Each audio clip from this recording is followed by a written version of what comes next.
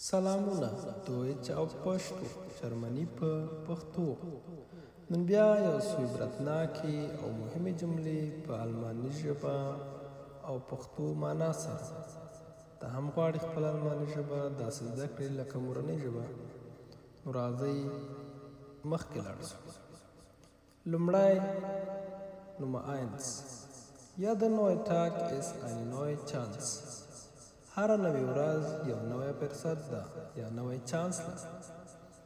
دویم Nummer 2 Kleine Schritte führen zum großen Erfolg.